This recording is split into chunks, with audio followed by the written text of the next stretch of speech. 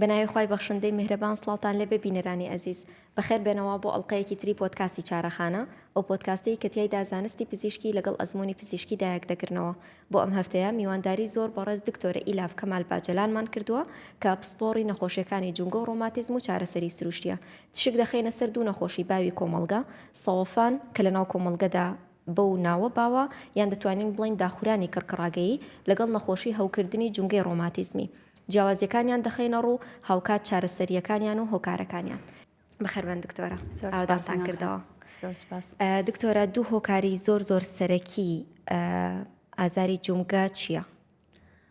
یەکەم شت زۆر ئەوەی کوا زۆر باوە سەوەفانە دووەم شت نەخۆشی ڕۆماتیزمیەکانە بە تایبەتی نەخۆشی هەوکردنی جونگەی ڕۆماتیزمی کە پێڵێن ڕۆماتۆید ئەرثرایتس. زۆر باشە دکتۆرە ئەگەر لە سەوەفانەوە دەست پێ بکەین ئایا ئەم نەخۆشیە چی لە ناو جونگەیە ڕوو ئەدات کە بە کوردەکەی داخورانی کڕکڕاگەیی پێ ئەڵەن لە ناو خەڵکیا بە سەوەفان زیاتر باوە ئەم نەخۆشیە چۆنەوە چی لە ناو جونگەکەی ڕۆدات؟ بەڵێ وەکوتمان سەوەفان یەکێکە لە باوترین هۆکارەکانی ئازاری جونگە کە تێیدا کڕکراکان لە کۆتایی ئێسکەکانن تووشی داخورانە بن بە تێپەربوونی کات لە ناوەچن. زۆر چاکە پێشەوەی بێمە سەر ڕۆماتیزم هەوکردنی ڕۆماتیزمی جونگەیی نەخۆشی ڕۆماتیزم خۆی چییە؟ بۆ ئایا ئەکرێت نەخۆشی ڕۆماتیزم جگە لە جونگە تووشی ئەندامەکانی تری جەستەش ببێت؟ هەوکردنی جونگەی ڕۆماتیزم نەخۆشی بەرگری خۆکارە کە بێتە هۆی هەوکردنی جونگەکان تێیدا سیستمی بەرگری لەش تێک ئەچێت هێرشە کاتە سەر خانە ساخەکانی لەش. بەڵێ یعنی بێگومان بۆ پرسیاری دووەمت کەواوتت سیستمی ترەگرێتەوە بەڵێ بەشەکانی تری جستەش ئەگرێتەوە وەک سیەکان دڵ بۆریەکانی خوێن پێست چاو ئەوانە هەمووی ئەگرێتەوە. باش ئەگەر کەسێک نەخۆشی هەوکردنی جونگەی ڕۆماتیزمی هەبێت ئەکرێت تووشی نەخۆشیەکانی تری ڕۆماتیزم ببێ؟ یعنی قزل جۆرەکانی بەڵە تەسیر لەسەری دروستەکات؟ بەڵێ ئەکرێت ئەکرێ یعنی ئەگەر نەخۆشەکە مەثەلەن هەوکردنی جونگەی ڕۆماتیزمی هەبێت جۆرێکە یعنی ئەکرێت تووشی نەخۆشی کەش بێ مەثەلەن گورگە سوورە لەو حالەتە ناوەکەشی ئەگۆڕێت ئەبێتە ڕوپەس ئێمە یعنی ئەو کاتە ئەبێتە نەخۆشی هەوکردنی جونگەی ڕۆماتیزم لەگەڵیشی گورگە سوورەش لەگەڵی ڕوئەدا بەڵام ئەو حالەتانە هەیە بەس دەگمەنە یعنی ئەکرێت دوو جۆری ڕۆماتیزم لە هەمان نەخۆش هەبێ بەڵێ زۆر چاکە کام لەم نەخۆشیانە لە سەوەفان و هەوکردنی جونگەی ڕۆماتیزمی زیاتر لە بەساڵات چواندا باوە و کامیشیان ئەکرێت لە هەر تەمەنێکی ترا ڕوو بڵێ سەوەفان زیاتر بە ساڵە چوانە خۆشی هەست هەروای پێ ئەلێن نەخۆشی تەمەنە لەگەڵ تەمەنە چکۆمە ڕۆئەدا ئەوشتا بەڵام نەخۆشی هەوکردنی ڕۆماتیزم ئەوە لە هەموو ئەکرێت لە هەموو تەمەنێ بیدینین ڕووبدات ڕاستە زۆر جار لە تەمەنی گەورە ئەبێت بەڵام لە هەر تەمەنێ بێ ئەتوانی بیدینی لە نەخۆشەکە. زۆر چاکە دکتۆرە هەموو جونگەکانی جەستە معڕەزن بۆی تووشی هەردوو جۆری نەخۆشیەکە ببن یان نەخێر لە جونگە بچووکەکان و لە جونگە گەورەکانە جیاوازی هەیە؟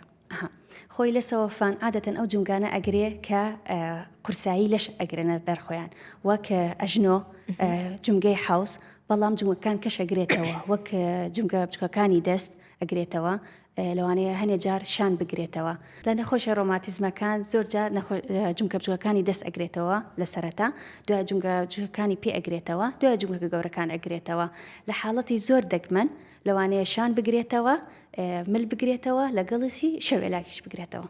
زۆر چاکە دکتۆرە زۆر جار نەخۆش قسەیەکە کە ئەڵێ بەیانیان کە هەڵ ئەستم هەستەکەم جسمم ڕق بووە یا جونگەکانم ڕق بووە ئەژنۆم ڕقا مەسەلەن هەندێک جار ئەڵێ پشتم ڕقا ئایا ئەم ڕقبوونی بەیانیانە لە هەردوو نەخۆشیەکە هەیە یا تایبەتە بە یەکێک لە نەخۆشیەکان؟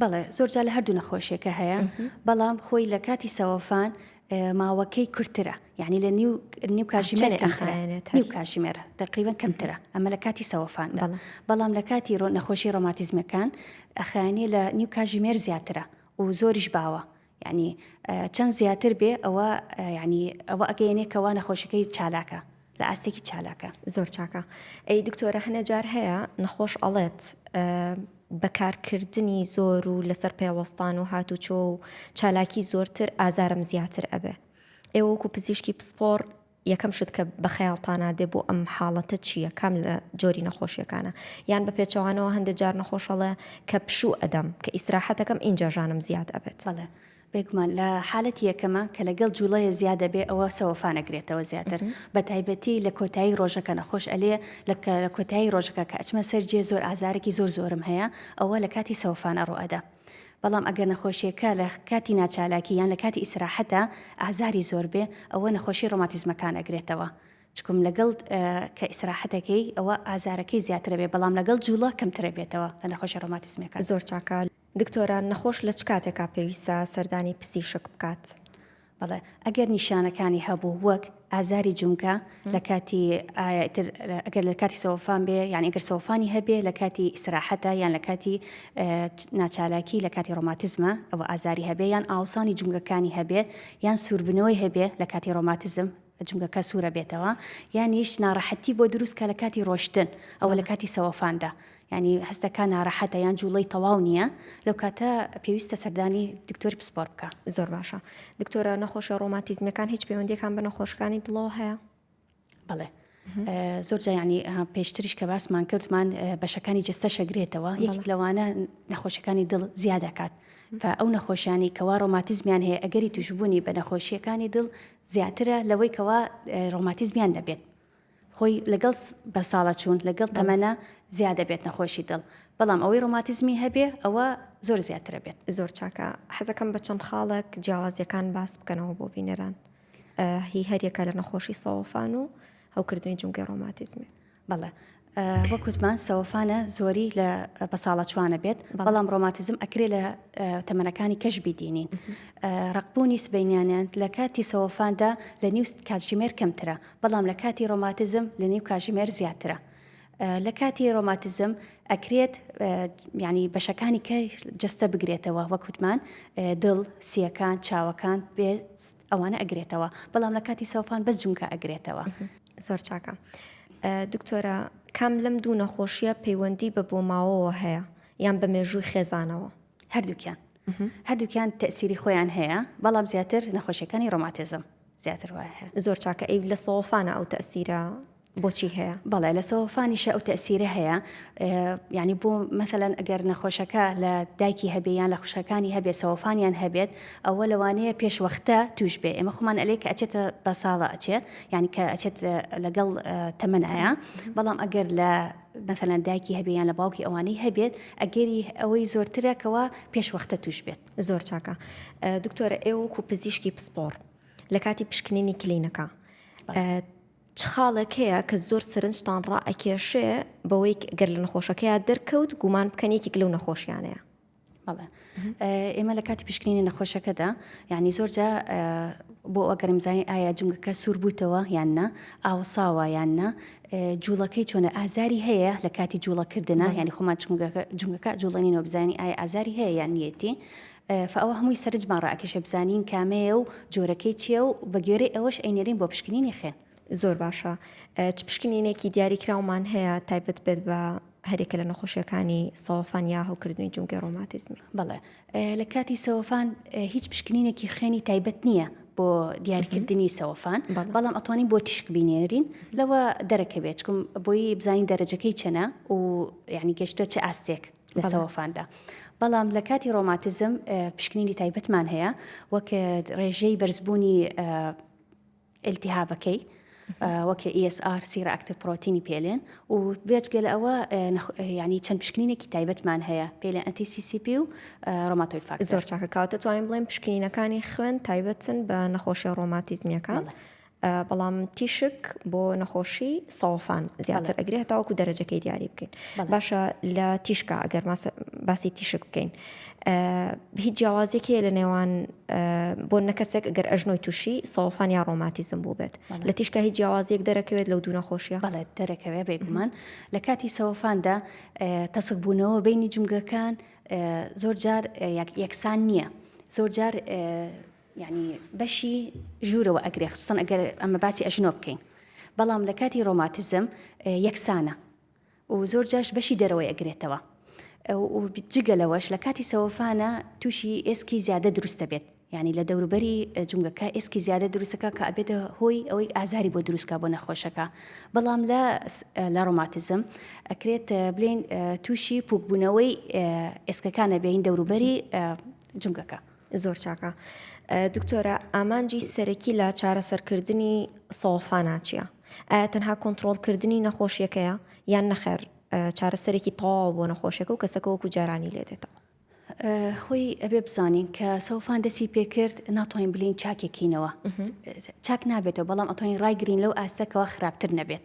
فئێمە ئامانجی سەرەکیمان ئەو نەخۆشکە کۆنتترۆلکەین خراپتر نەبێت و ئازاری نەمێنێت نەخۆشیەکە و باری ئاسایی یعنی هینی ژیانەی ڕۆژانەی ئاسایی بێتەوە. زۆر باشە نەخۆش ئەکرێ بڵێ مادەم ئەم نەخۆشیم چارەسەری نییەکەواتە ناچم پشکنین ناکەم و ناچم بۆ نمونە چارەسەر وەرناگرم مادەم حەلی نییە و بەس کۆنتترۆڵە ناوەڵە ئەوە یعنی بیرکردنێکی زۆر غەڵەتە لەبەرێوەیە ئێمە ئەگوت وەکمان ئەگەر کۆنتترۆلی نەکەین ئەگەر چارەی نەکەین خراپترە بێت وەکوتمان ئەوە دەرەجەی هەیە یعنی تۆ ئەکرێت لە دەرەجەی دووە بچیتە دەرەجەی سێ بچیتە دەرەجەی چوار یعنی کە بووە دەرەجەی چوارش ئەو کاتە عیلاج لەوانە ئیسفادەی نەمێنێ لەوانێت بگەیتە بەشی یعنی ئاستی نەشتەرگەری تەواو یعنی تووشی ئەمەلیات بی ئەوەش زۆر خراپە بۆ هەم بۆ نەخۆش و یعنی بۆ ژیانیشی خراپە. زۆر چاکە ڕۆڵی دەرمان چیە لە چارەسەرکردنی نەخۆشیەکە؟ بەڵێ لە کاتی سەوەفاندا یعنی کۆنتترۆلکردنی ئازارەکەیە بۆ هەردوو نەخۆشیەکە ئازارشکێن پێویستە لەبرێ هەردووکیان ئازاریان هەیە دژە هەوکردن لە هەردووکی بەکاردێ بەڵام لە نەخۆشی ڕۆماتیزمەکان چەند جۆرێ تایبەت دەرمانی تایبەتمان هەیە بۆ کۆنتترۆلکردنی ڕۆماتیزمەکە. تا چەند کێشی زۆر کاریگەری خراپی هەیە لەسەر سەوەفانیش و هەوکردنی جومگەی ڕۆماتیزمیش. بەڵێ لە کاتی سەوەفاندا چەند کێشە زیاد بێ قورسایی زیاترەکەوتە سەر جومگەکە بێگومان وەزعی خراپترە بێت و ئازاری زیاترە بێ و حتا چارەسەرکردنی ناخۆشترە ینی قورسترە بێتەوە. لە ڕۆماتیزم هەمان شتە یعنی ئەگەر نەخۆشەکە جگەلەوەی کەوا کە کێشی قورسە ئازاری زۆرە بێ لە جومگەکانە دەبەرێ قورسایەکەتە سەری دەرمانەکەش بە جوانی ئیش ناکەن یعنی ئەبێتە هۆی ئەوەی کەوا دەرمانەکەش کاری خۆی نەکا بە تەواوەتی بۆیە یعنی زۆر مهمە ئاگامان لەو نقطەیە بێت. کۆنتترۆلکردنی کێش گرنگە بۆ هەردوو نەخۆشەکە. زۆر چاکە دکتۆر ئێوەکو پزیشکێکی پسپۆڕی جومگە و ڕۆماتیزم ئامۆژگاریتان چییە بۆ کەسێک کە سەوەفانی هەیە؟ بەڵێ دایما من بە نەخۆشەکانە لێم کێشیان دابەزێنن و جوڵە بکەن لەبەرێ جوڵە زۆر گرنگە نەک بلێن کەوا ئازارم هەیە یان سەوەفانم هەیە بانە جوڵە بە خراپتر بێ ناوەڵە. باشە زۆرێک لە نەخۆشەکانەڵەن وەزانن ئەگەر بۆ نمونە تووشی نەخۆشی جومگە ببن ئەوە پێویستە بەس پشوو بدەن هیچ جوڵەیەک نەکەن. بەڵێ ئەمە تا چەند ڕاستە؟ ناوەڵە ئەوە ینی زۆر بەلاکەس هەڵەیە یعنی بیرکردنەوەیەکی هەڵەیە تۆ ئەگەر حتا ئازارت هەبێ جوڵە بکەی باشترە بۆی جومگەکە لە کار نەکەوێ بۆی توش ڕقبوون نەبێت من نالێم خۆی هیلاکە بەڵام ئەتوانێ جوڵی ئاسایی ڕۆژانەی خۆی بکات حتا ئەگەر ئازاری هەبێت بەوە بلعکس باشترە بێت. بۆ ڕۆماتیزمیش ڕاستە ئەو بەڵێ ماتسمیش زۆر باشە. دکتۆرە نوشتانەوەی ئەژنۆ لەگەڵ سەرکەوتن بەسەر قادرما تا چەند تەئسیری سلبی هەیە؟ لەگەڵ هەموو نیشتانەوەیە طبعاً زەخت زیادە بێت لە ناو جومگەکەیە ئەوەش واکە ئازاری زیاتر بێ بۆیە لە هەردوو حاڵەتە بۆ هەردوو حاڵەتە خراپە یعنی حتا بتوانین چۆکمان نەچەمێنینەوە یعنی یان قادرما زۆر سەر نەکەوین ئەگەر زۆر مەجبوریش بین بە ڕۆژێک لە ڕۆژێکە جارێ بێیان دووجار بێ زیاتر نەبێ. زۆر چاکە چی دەربارەی وەرزشکردن؟ وەرزشکردن بۆ هەموو کەس باشە هەڵستانی بۆ هەر بۆ تەندروستی باشە بۆی سترێست کەم بێتەوە لەو حالەتەنە لە هەمووی باشترە جگەلەوەشکەوە لەشێشت دابەزێنێ کێشت دابەزێنێ بۆ هەردوو لە نەخۆشیەکە با بڵێن بۆ سەوەفانیش و بۆ ڕۆماتیزمیش تا چەند پێویستە وەرزشکردن؟ ئایا کاریگەری ئیجابی هەیە لە سەرکەمکردنەوەی ئازار؟ بەڵێ ئێمە دایمە ئەلێن ینی ماسوولکەکان خصوصا ماسوولکەکانی ڕان بەقوتەکەین بۆی ئازاری ناو جومگەکە کەمە بێتەوە لەبێر قورسایی کەمە بێتەوە ماسوولەکە بەقوت بوو ئەتوانێت ئەو قورسایی هەڵگرێ لەسەر جومگە هەم نەخۆشەکە ئیسراحەت دەکات ینی ئازاری کەمە بێتەوە لە بەرەوەیە هەم خۆشی هەست بە ئارامبوونەکە ینی جوڵی هەستەکە خۆشترە و ڕێکترە بۆ هەردووکی گرنگە حتى يعني لحالتي هوكردني روماتيزميش بهمان شتا يعني هم ماسوولەکان کە بەقوت بێ ئازاری جوگەکە کەمترە بێتەوە. زۆر چاکە. ئەی دکتۆرە جیهازەکانی تریاوا بڵێن ئەمریکانی تری چارەسەری سروشتی لەگەڵ تەکنیکەکانی گەرمی چارەسەرێکن بۆ سەوەفان و هەوکردنی جومگەی ڕۆماتیزمی ڕۆڵیان هەیە؟ بەڵێ بێگومان ینی ڕۆڵیان هەیە هەم ئازار کەمەکەنەوە هەم جوڵەی جومگەکەش باشترە بێت. دکتۆرە هەنە بیر و باوەڕ هەیە لە ناو خەڵکیە ئەڵەن کۆمەڵی خواردنی دیاریکراو هەیە ئەگەر بخورێت لەوانەیە کەسەکە تووشی ڕۆماتیزم بێ لەوانە پاقلەمەنیەکان و ماست ئەم بیرکردنەوەی تا چەند ڕاستە؟ ڕاستی هیچ دراستێک نییە کەوا بلێ ئەوانە هۆکارنکەوە تووشی نەخۆشی ڕۆماتیزمە بن. زۆر جاویرم دێ مامۆستایەکمان هەبوو ئەیوێت ئەگەر گۆشتی پشیلەش بخرێ پێیانە لەم بێخۆن کە قصدی ئەو بکەوە هیچ کاریگەرەیەکی نییە. وەلو هەندێک جار ئەلێن گۆشتی سوور لەوانەیە نەخۆشی ڕۆماتیزم خراپکە، بەس تا چەند ڕاستە دراستەتی لەسەر نییە. بەڵێ زۆر چاکە. دواپەیامتان بۆ بینەرانی چارەخانە چییە؟ بۆ ئەوی جونگەکانیان بپارێزن لە ژیانی ڕۆژانەیاندا. وەرزشکردن، کێشی خۆیان دابەزێنن و جوڵەی بەردەوام بکەن. زۆر سپاس دکتۆرە. زۆر سپاس بۆ ئامادەبوونتان، چارەخانەتان ئاوادان کردەوە. زۆر سپاس بۆ تەشمیان. سپاس بۆ ئێوەش کە تا ئێستا بینەرمان بوون.